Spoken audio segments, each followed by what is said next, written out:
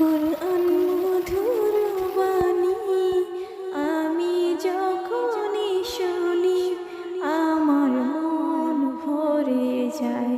শোনো মুমিন মুসলমান, পড়ে দেখো না কোরআন, কত শান্তি পাওয়া যায়। কোরআন মধুর বাণী, প্রতিটি হরফে দশ দশ